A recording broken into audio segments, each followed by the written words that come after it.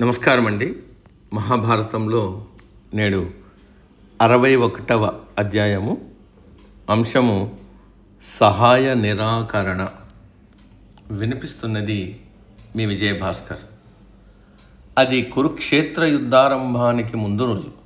కౌరవ సేనా నాయకుడైన భీష్ముడు తన శక్తి సామర్థ్యాలను, సంతోషాన్ని ఉగ్గడించి దుర్యోధనుడికి ఉత్సాహం కలిగించడానికి ప్రయత్నించాడు. కౌరవ పక్షాన ఉన్న వీరుల బలం, ఉపాయం, సామర్థ్యం గురించి వివరించి చెప్పాడు. దుర్యోధనుడికి ఎంతో ఆనందం కలిగింది. ఈ సందర్భంగా వారు కర్ణుడి గురించి మాట్లాడుకున్నారు. కర్ణుడు నీ ప్రేమను సంపాదించాడు, నాకతడి గొప్పదనం ఏదీ కనిపించదు. పాండవులపై అతనికున్న అసహ్యము, ద్వేషము నాకు ఇష్టం లేదు. అదీగాక అతడు డంబాలు పలుకుతున్నాడు. అతడి స్వాతిశయానికి అంతులేదు. ఇతరులను నీచపరిచే చెడుగుణం కూడా అతడికి ఉంది. ఈ భూమిపై ఉన్న వీరుల్లో అతడికి ఘనమైన స్థానం నేను ఇవ్వలేను. అదీగాక సహజంగా తనతో పుట్టిన కవచాన్ని ఇచ్చివేశాడు. కాబట్టి ఈ యుద్ధంలో నాకు అతడు ఎక్కువగా సహాయం చేయలేడని నా భావన. పరశురాముడి శాపం కూడా అతడికి ఉంది. దివ్యాస్త్ర ఉపయోగంలో తనకు ముఖ్యమైన అవసరం ఏర్పడిన సందర్భంలో అతడు యుద్ధం సమర్థంగా చేయలేడు. ఎందువల్లనంటే ఆయా మంత్రాలు అతని స్మృతి పథానికి రావు. తనకు అర్జునుడికి మధ్య జరిగే యుద్ధం కర్ణుడికే చేటు తెస్తుంది అని భీష్ముడు వినమ్రంగా చెప్పాడు దుర్యోధనుడికి. అయితే ఈ మాటలు దుర్యోధనుడికి, కర్ణుడికి రుచించలేదు. ద్రోణుడు కూడా భీష్ముడిని సమర్థించి మాట్లాడాడు. కర్ణుడు గర్వపూరితుడు, తన సామర్థ్యాన్ని హెచ్చుగా నమ్ముతాడు. ఈ కారణాల వల్ల యుద్ధంలో ఎదురయ్యే సూక్ష్మ సందర్భాల్లో అతడు జాగ్రత్తగా ఉండలేడు. ఈ అజాగ్రత్త వల్ల అతడు ఓడిపోతాడు అన్నాడు ద్రోణుడు.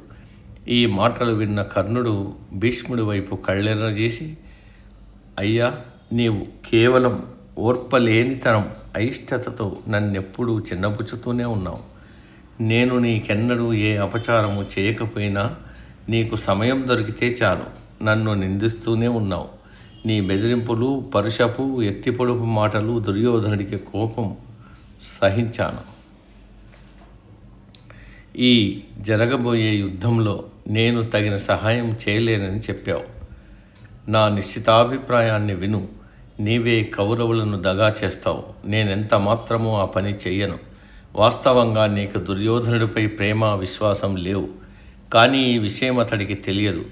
నన్ను అసహ్యించుకొని నాకు, దుర్యోధనుడికి మధ్య వచ్చి అతనికి నాపై చాడీలు చెప్పి అతడి మనస్సును విషపూరితమైన మాటలతో పాడు చేసి నాపై ప్రేమ లేకుండా చేస్తున్నావు. నా ప్రతాపాన్ని నీచపరిచి నన్ను అనగదొక్కుతున్నావు. క్షత్రియుడికి ఉండాల్సిన నడవడిని అనుసరించడానికి కూడా నీవు అంగీకరించడం లేదు. వయస్సు చెల్లినంత మాత్రాన మర్యాద, గౌరవం పొందే హక్కు వీరుడికి ఉండదు.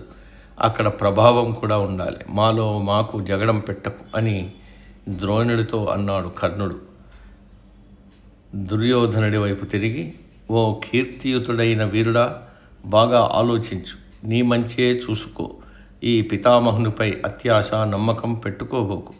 మనలో మనకు జగడ బీజాలు నడుతున్నాడు. నా విలువను అతడు తక్కువ చేసి చూడటం వల్ల నీ కార్యానికి ముప్పు వాటిల్లుతుంది.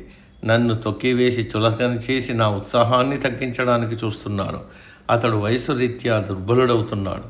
అతని కాలం కూడా అయిపోయింది. తన ప్రతాప గర్వం ఇతరుల మంచిని గుర్తింపని చేయనివ్వదు. వయసుకు గౌరవం ఇవ్వచ్చు, అనుభవము ఉపకరిస్తుంది. కానీ దేనికైనా పరిమితి ఉంది.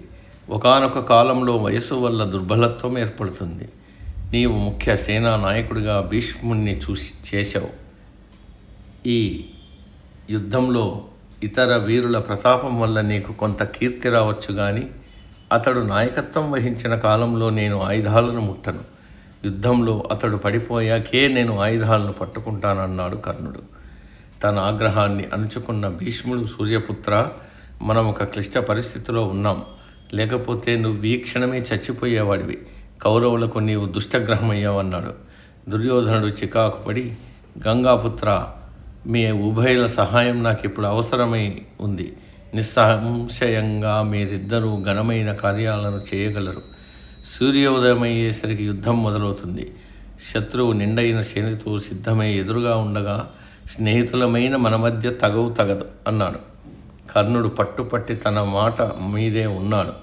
భీష్ముడు ముఖ్య సేనానిగా ఉన్నంతకాలము ఆయుధం పట్టను. కర్ణుడి పట్టుదల తెలిసిన దుర్యోధనుడు అప్పటికి ఊరుకున్నాడు. మొదటి 10 రోజులు యుద్ధంలో కర్ణుడి సేన పాల్గొంది కానీ అతడు మాత్రం పాల్గొనలేదు. 10వ రోజు సాయంత్రం మహావీరుడైన భీష్ముడి శరీరం బాణాలతో కప్పబడి యుద్ధభూమిలో పడి ఉన్నాడు. కర్ణుడు భీష్మునుడికి తల వంచి నమస్కరించి తన తప్పిదాలను క్షమించాలని వేడుకుని ఆయన ఆశీర్వచనాలను అర్థించాడు. భీష్ముడు అలాగే చేశాడు. తర్వాత కర్ణుడు యుద్ధంలో పాల్గొని భీష్ముడి తర్వాత ద్రోణుణ్ణి ముఖ్య సేనానిగా తానే నియమింపజేశాడు. ద్రోణుడు కూడా పడిపోయిన తర్వాత తాను ముఖ్య సేనానినై సేనలను నడిపించాడు. సమాప్తం. సర్వే జన సుఖినో భవంతు.